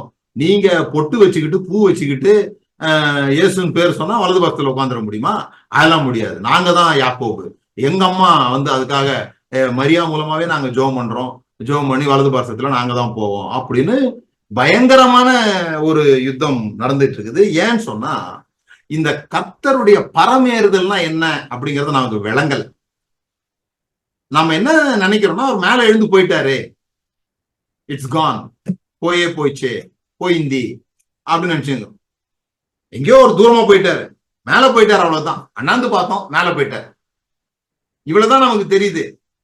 அவர் பரமேறினார் என்பதனுடைய அர்த்தம், அவர் உன்னதங்களுக்கு எடுத்துக்கொள்ளப்பட்டார் என்பதனுடைய அர்த்தம். ஆனா நீங்க ஒண்ணு நல்லா புரிஞ்சுக்கணும், அசென்ஷன், அவருடைய பரமேறுதல் என்பது it is not the absence of Christ. இயேசு இப்ப இங்க இல்ல, இயேசு இப்போ மேல போயிட்டாரு. அவர் ஒரு 3.5 வருஷம் இந்த பூமியில 33 வருஷம் இருந்தாரு. இப்ப இயேசு எங்க இருக்கிறாரு? அவரு மேல தேவனுடைய வலது பாசத்துல இருக்கிறார். அதான் நம்ம ஐடியா. அவர் இப்ப எங்க இருக்கிறாரு? பரலோகத்துல இருக்கிறார். பரலோகத்துல தேவன் இருக்கிறார். தேவன் பக்கத்து சீட்ல இயேசு இருக்கிறார். எப்பெல்லாம் தேவன் கோவப்படுறாரோ அப்பெல்லாம் ஐயா கோவப்படாதீங்கயா அப்படி நமக்காக பரிந்து பேசி கொண்டு இருக்கிறார். இதெல்லாம் நமக்கு சொல்லப்பட்டிருக்கிற விஷயங்கள் பாருங்க. It is not about the absence of Christ. It is about exaltation of Christ. அவர் பூமியில இல்லாம போனதை பத்தி சொல்லல, அவர் உயர்த்தப்பட்டார் என்பதை பற்றி சொல்லப்பட்டிருக்கு. Exaltation of Christ to the right hand of God. ஏன்னா நமக்கு பிக்சர்ல தெரியுது, இப்படி ஒருத்தர் உட்கார்ந்து இருக்க மாதிரி, இப்படி இருக்கிற மாதிரி. அவங்களுக்கு ரைட் ஹேண்ட் தான் வேற. அவங்களுக்கு பவர், டொமினியன், குளோரி, இதான் ரைட் ஹேண்ட். அப்ப அவர் வலது பாரசத்தில் உயர்த்தப்பட்டார் அப்படின்னு சொல்லி சொன்னா, தேவன் அவருக்கு சகல வல்லமைகளையும் கொடுத்து விட்டார் என்ற அர்த்தமே தவிர, அவர் காணாம போயிட்டாருனோ இல்லாம போயிட்டாருனோ இப்ப எங்கேயோ அவர் பரலோகத்துக்கு போயிட்டாரு, பூமியில நம்ம இருக்கிறோம். இதனாலதான் இந்த திரும்பி வர்றது, 2ஆம் வருக, ரகசிய வருக, ஒவ்வொரு நாள் வருக, அதிகாலை வருக அப்படின்னு அவரை பல விதத்துல வருகையை பத்தி பேசினது. அவர் ஒவ்வொரு நாளும் வந்துகிட்டு தானே இருக்கிறாரு, நீங்க அழைக்கும் போதெல்லாம் வரதானே செய்யறாரு. அவர் என்ன சொன்னாரு, இதோ சதா காலங்களில் நான் உன்னை விட்டு விலகுவதும் இல்லைனாரு. இப்ப அவர் போய் எப்படி வலது பக்கத்துல உட்கார்ந்துகிட்டு இருந்தாருன்னா எப்படி சதா காலங்கள் நம்மளை விட்டு விலகாம இருக்கிறாரு? அப்ப உன்னதங்களில் உட்கார்ந்து இருக்கிறார்னா என்னன்னு தெரியணும். It is a poetic language about dominion and power. வேதத்துல உள்ள கவித்துவமான வார்த்தைகள் நமக்கு தெரியல. நேற்றைக்கு நான் அதை பத்தி நிறைய சொன்னேன். எப்படி டெல்லியில இருந்து செய்தி வந்திருக்குதுன்னு சொன்னா, டெல்லியில யாரோ ஒரு செருப்பு கடைக்காரனோ இட்லி கடைக்காரனோ வச்சிருக்கிற செய்தியை பத்தி இல்ல. அது சொன்னா எல்லாருக்கும் புரியும். அரசாங்கத்துல இருந்து ஒரு செய்தி வந்திருக்குதுன்னு புரியும். டெல்லியில இருந்து செய்தி அப்படின்னு சொன்னா ஒன்றிய அரசு ஏதோ செய்தி அனுப்பியிருக்கு அப்படின்னு தான் நம்ம நினைப்போம். விளங்குதுங்களா உங்களுக்கு? அப்ப ரைட் ஹேண்ட் அப்படின்னு சொல்றது ஒரு பர்டிகுலர் பிளேஸோ ஒரு பர்டிகுலர் பொசிஷனோ கிடையாது. It is simply about exaltation of Christ. அவர் எவ்வளவாய் உயர்த்தப்பட்டார், அவர் இறங்கினார் என்பதனாலே ஏறினார். எல்லா நாமங்களுக்கும் மேலான நாமத்தை தேவன் அவருக்கு தந்தருளினார். இதெல்லாம் தான் இந்த ரைட் ஹேண்ட் அப்படின்றத பத்தி குறிக்குது. கிரைஸ்ட் இப்போ யூனிவர்சல் டொமினியன் அவர் கொடுக்கப்பட்டிருக்கிறது. அவர் சர்வ உலகத்திற்கும் அதிகாரியாக ஆண்டவராக உயர்த்தப்பட்டார். இந்த செய்தியை பவுல் சொல்ற, உன்னதங்களிலே உயர்த்தப்பட்டார். அப்ப நம்மளும் உன்னதங்களிலே அவரோட உட்கார்ந்தோம்னா என்ன அர்த்தம்? மோஸ்ட் ஆக்சசபிளா இயேசு நமக்கு மாறிட்டார்னு அர்த்தம். விளங்குதுங்களா?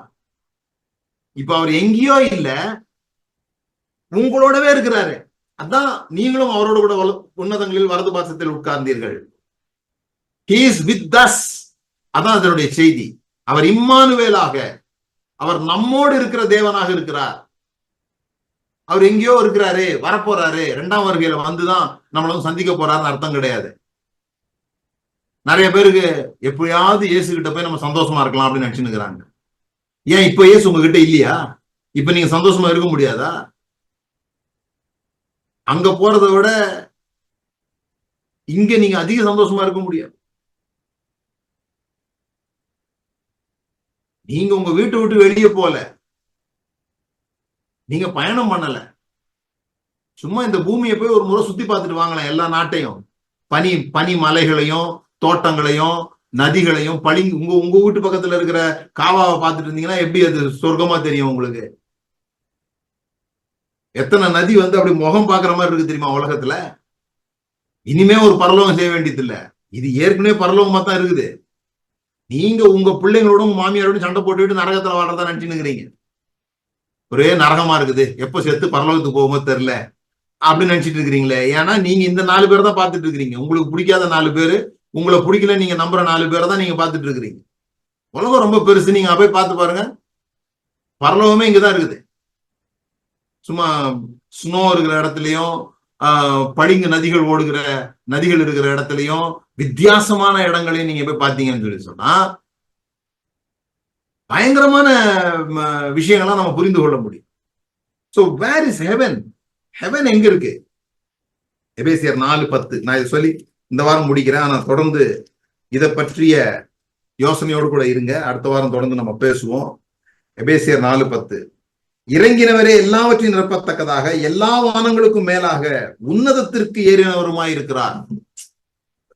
7 வானம் இருக்குதா 3 வானம் இருக்குதா அப்படின்னு தெரியாத பட்சத்துல 14, 21 எவ்வளவு வேணா சொல்லிக்கலாம். எத்தனை வானம் இருந்தாலும் அத்தனை வானத்துக்கு மேலாக உன்னதங்களிலே அவர் ஏறினார். அதான் விஷயம். உன்னதங்களிலே அவர் ஏறினார். அப்போ வேர் இஸ் ஹெவன்? பரலோகம். நிறைய பேர் என்கிட்ட கேட்டிருக்க கேள்வி, உங்களுக்கு பரலோகத்துல நம்பிக்கை இருக்கா? பரலோகத்துல நம்பிக்கை இருக்கான்னு தான் கேட்கிறேன். நான் பேசுறத பார்த்து அவங்க என்ன நினைச்சுக்கிட்டாங்கன்னா, நான் பரலோகத்தை நம்புறதுல நினைச்சுக்கிட்டேன். என்ன மாதிரி பரலோகத்துல நம்பிக்கை உள்ளாரு வேற யாரையும் நான் பார்த்ததே இல்லை இது வரைக்கும். நான் பார்த்தது கொஞ்ச ஆள் தான். அதனால பரலோகம் அப்படிங்கிறது என்ன பொறுத்த வரைக்கும் எங்கேயோ தூரத்துல இருக்கிற விஷயம் இல்லை. என் பக்கத்திலே இருக்கிற விஷயமா நான் பார்க்கிறேன். பரலோகத்தை நான் ரொம்ப நம்புறேன். அந்த பரமண்டலங்களிலே தேவன் இருக்கிறார்ன்றதை நான் நம்புறேன். ஆனா அது எங்கேயோ ஒரு இடத்துல 1000 ஸ்கொயர் ஃபீட்டுக்கு 2000 ஸ்கொயர் ஃபீட் அளவுல இல்ல. அது அந்த பரம எருசலேமை பத்தி இறங்கி வர்ற எருசலேமுடைய அளவுல இருக்குது. அந்த அந்த அளவுல அது இல்ல. ஏன்னா heaven is not distant place. It is a different space. Heaven is not a place. It is a space. மறுபடியும் சொல்றேன், heaven is not a place. பரலோகம் என்பது ஒரு இடம் அல்ல, அது ஒரு ஸ்பேஸ். எப்படி இதை உங்களுக்கு சொல்றது? இது கொஞ்சம் சயின்ஸ் படிக்கணும். நீங்க மேட்டர் அண்ட் ஸ்பேஸ் எல்லாம் படிச்சீங்கன்னா புரியும். Matter and space, they cannot exist without each other. Matter இல்லாம ஸ்பேஸ் இல்ல, ஸ்பேஸ் இல்லாம மேட்டர் இல்ல. மேட்டர்னா என்ன? இந்த டேபிள் ஒரு மேட்டர். ஏன்னா இது ஒரு சாலிடா, ஒரு உருவமாக இது இருக்கிறது. இந்த உருவம் எதுல இருக்குது? ஒரு ஸ்பேஸ்ல இருக்குது. இந்த ஸ்பேஸ் இல்லைன்னா இந்த உருவம் இங்க வைக்க முடியாது. இந்த உருவத்தை இங்க வைக்கலன்னா இது ஒரு ஸ்பேஸ் அப்படிங்கிறத நம்மளால பார்க்க முடியாது. சோ மேட்டரும் ஸ்பேஸும், matter is any substance that has mass and take up space, and space is the environment in which matter exists. இந்த டேபிள் எங்க இருக்குது? ஸ்பேஸ்ல இருக்குது. ஆனா இந்த டேபிள் என்னது? மேட்டர். அப்போ ஹெவனை நீங்க ஸ்பேஸா பாத்தீங்கன்னா அது எங்கேயோ ஒரு இடத்துல ஒரு மேட்டரா இல்ல, இங்க இருக்குது, இங்க இருக்குது, இங்க இருக்குது, வேற ஒரு மண்டலமாக இருக்கிறது. பரமண்டலம், பரதேசி அப்படின்னு சொல்றோம். பரதேசி அப்படின்னா வேறு ஊருக்காரன், ஃபாரினர். பரதேசி, பரலோகம், வேறு உலகம். வேறு உலகம் இருக்குதா? இருக்குது. Spiritual things are more real than the physical thing. ஆவிக்குரிய காரியங்கள் என்பது இந்த மாம்சீகமான கண்களால் பார்க்கக்கூடிய இந்த காரியங்களை விட கண்களால் பார்க்க முடியாத காரியங்கள் தான் மிக உண்மையானது, மிக உறுதியானது என்பதை நான் ஆழமா நம்பணும். Spiritual things are more real than physical things. வேற ஒரு மண்டலம் இருக்குது. அந்த மண்டலத்துல ஏராளமான விஷயங்களை தேவன் வைத்திருக்கிறார். நமக்கு இந்த மண்டலத்தை பத்தியே தெரியாது. பூமியே நம்ம ஃபுல்லா நமக்கு அதை பத்தியே புரியல. நாம எதையோ பேசிட்டு இருக்கிறோம். ஆனா ஹெவன் அப்படின்னு சொல்லி சொன்னா என்னன்னு புரிஞ்சுக்கணும். அப்படி புரிஞ்சுக்கிட்டோம்னா பிலிப்பியர் 3:20 வாசிங்க. அவர் சிட்டிசன்ஷிப் இஸ் இன் ஹெவன். நம்முடைய குடியிருப்போ பரலோகத்தில் இருக்கிறது. ஆமென். நம்முடைய குடியிருப்போ பரலோகத்தில் இருக்கிறது. இது ரொம்ப ரொம்ப முக்கியமான விஷயம். இப்ப இந்த பிலிப்பியர் 3:20 இருக்கு இல்லையா? இந்த பிலிப்பியர் 3:20 நம்ம எங்க உன்னதங்களில் உட்கார்ந்தோம் அப்படிங்கறத பத்தி பேசிட்டு இருக்கிறேன். அதுதான் 3 விஷயம் சொல்றேன். ஒன்று, தேவனுடைய வலது பாரிசத்தம் என்பது டொமினியன் அண்ட் பவர் கொடுக்குது இயேசுவுக்கு. அதே வல்லமையை நமக்கு கொடுக்கிறார் அப்படின்னு சொல்லி சொன்னா நாம அவரோட கூட ஈஸி ஆக்சஸ்ல இருக்கிறோம்னு அர்த்தம். அதுதான் அவரோட கூட உட்கார வைத்திருக்கிறார்னு அர்த்தம். அக்கிரமங்களினாலும் பாவத்தினாலும் மரித்தவர்களா இருந்த நமக்கு ஈஸி ஆக்சஸ கொடுக்கிறாரு தேவனோடு கூட. நம்ம கூப்பிட்டா கேட்கக்கூடிய, பார்க்கக்கூடிய, மிக அருகாக ஒவ்வொரு நிமிஷமும் அவருடைய பிரசன்னத்தை அனுபவிக்கக்கூடிய அந்த ஸ்லாக்கியம் உடையவர்களாக நாம் இருக்கிறோம். பிலிப்பியர் 3:20 நம்முடைய குடியிருப்போ பரலோகத்தில் இருக்கிறது. அல்லேலூயா. அவர் சிட்டிசன்ஷிப் இஸ் இன் ஹெவன். எத்தனை பேர் சொல்றீங்க உங்களுடைய குடியிருப்பு பரலோகத்தில் இருக்குன்னு? இப்ப கை வைக்க மாட்டீங்கன்னா அடுத்து உங்களுக்கு ஒரு கேள்வி வந்துடும், அப்படின்னா என்ன அப்படின்னு சொல்லிட்டு. அதாவது என்ன சிந்திக்கணும் அப்படின்னு நான் சொல்லி கொடுத்தா அது மதம். என்ன சிந்திக்கணும், நீங்க இததான் சிந்திக்கணும், இததான் யோசிக்கணும்னு சொல்லி கொடுத்தா அது மதம். எப்படி சிந்திக்கணும்னு சொல்லி கொடுத்தா அது புரட்சி. வாட் டு திங்க் அப்படின்னு நான் சொல்லி கொடுத்தா I am a religious leader. How to think அப்படின்னு நான் சொல்லி கொடுத்தா நீங்க உங்களுக்கு ஏத்த மாதிரி சிந்திச்சுக்கலாம். அது உங்களுக்குள்ள புரட்சி அனலை கொண்டு வரும். இயேசு என்ன சிந்திக்கணும்னு சொல்லி கொடுக்கல, எப்படி சிந்திக்கணும்னு சொல்லி கொடுத்தார். அவர் சிட்டிசன்ஷிப் இஸ் இன் ஹெவன். அந்த ஒரு வசனம் தான் என்ன சொல்றாங்கன்னா, நம்ம பரலோகத்துக்கு போறோம்னு சொல்றாங்க. இன்னைக்கு செத்தா நாளைக்கு பாலும்பாங்கல்ல, அது மாதிரி இங்க செத்தா பரலோகத்தை தான் கண்ண முழிப்போம் அப்படின்னு சொல்றாங்களே, அது இந்த வசனத்தை வச்சு. அவர் சிட்டிசன்ஷிப் இன் ஹெவன், நம்முடைய குடியிருப்போ பரலோகத்தில் இருக்கிறது.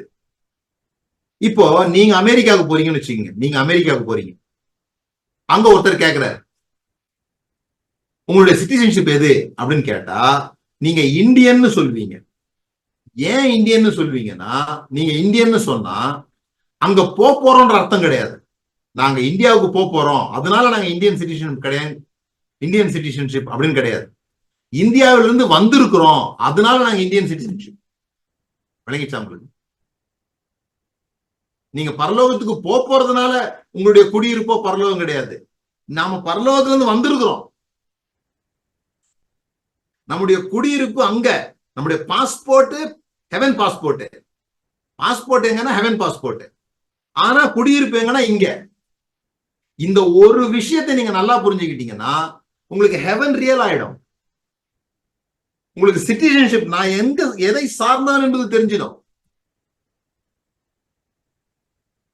இப்ப நமக்கு இந்த சுதந்திர தினமும் நமக்கு ரொம்ப இதுவா கொண்டாடுறது கிடையாது. தேவன் பரமேறி போன நாள் அப்படின்ற ஒன்று நம்ம கொண்டாடுறது கிடையாது. ஆனா அமெரிக்காவில் இது கொண்டாடுவாங்க.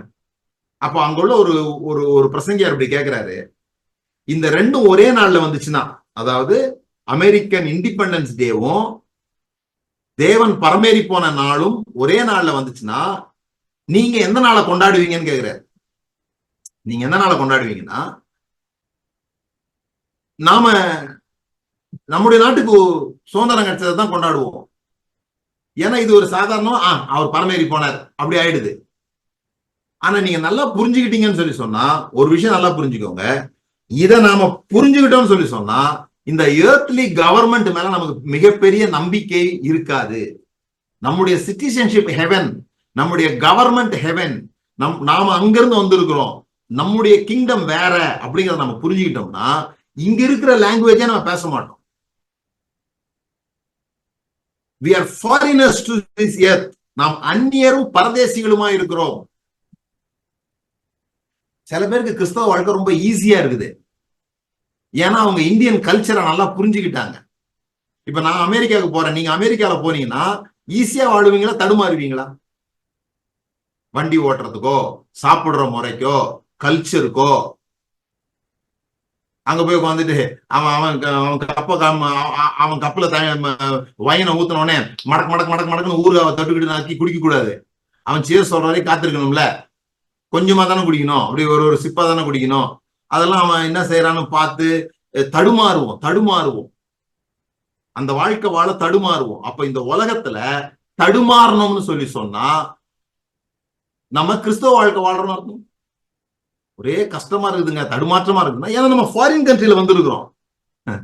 இது நமக்கு ஃபாரின் கண்ட்ரி, ஈஸியா இருக்குதுங்க லைஃப், கர்த்தருக்கு ஸ்தோத்திரம் அப்படின்னீங்கன்னா இந்த கல்ச்சரை நீங்க நல்லா புரிஞ்சுக்கிட்டீங்க, அதோட ஒத்து போக ஆரம்பிச்சிட்டீங்கன்னு அர்த்தம்.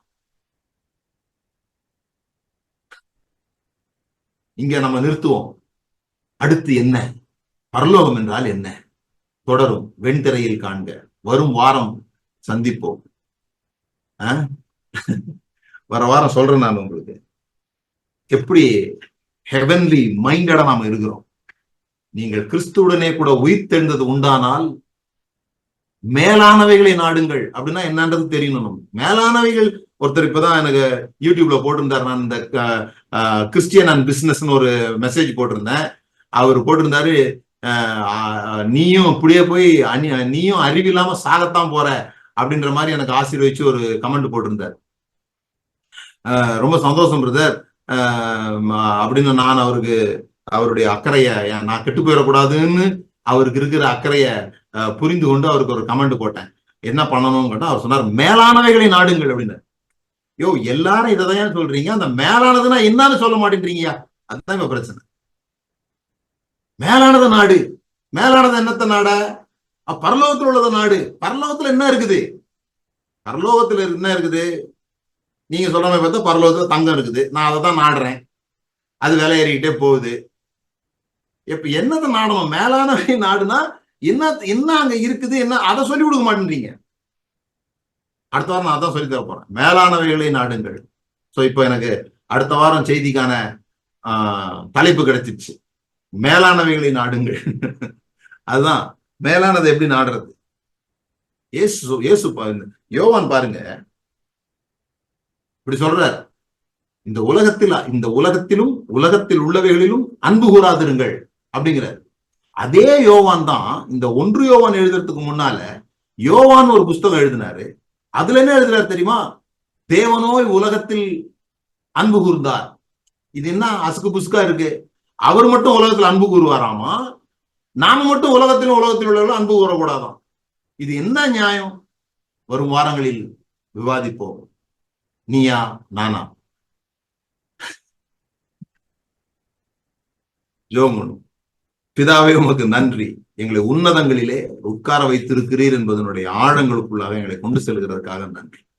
உம்மோடு இருக்கிற அந்த உறவு, அந்த ஈஸி ஆக்சஸ், எந்த நேரத்திலும் ஹெவன்ல வாழ்ற அந்த வாழ்க்கை, அந்த ஹெவன்லி மைண்டடோட இருக்க போகிற அந்த நாளுக்காக, அந்த சிட்டிசன்ஷிப்னா என்னன்றதை நாங்க புரிந்து கொண்டு எங்க வாழ்க்கையே அதுக்காக தான் இருக்குது என்பதை அறிந்து கொள்ள நீர் எங்களுக்கு உதவி செய்திருக்கிறாங்க. நன்றி.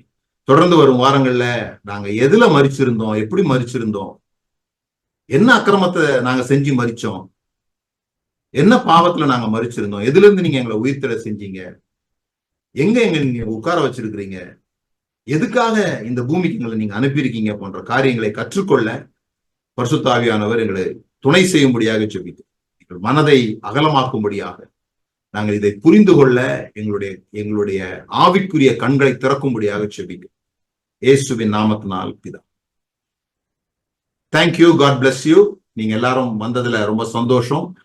புரிந்து கொண்டவர்கள் எங்களுக்கு நீங்க உங்களுடைய கருத்துக்களை என்னோட வாட்ஸ்அப்புக்கு அனுப்புனீங்கன்னா ரொம்ப சந்தோஷப்படுவேன். கேள்விகள் இருந்தாலும் நீங்க அனுப்பலாம். கேள்விகள் இருந்தா அனுப்பலாம். உங்களுக்கே பதில் தெரியும், அதை ஒரு கேள்வியா ஆக்கினீங்கன்னா எனக்கு அனுப்ப வேண்டாம்.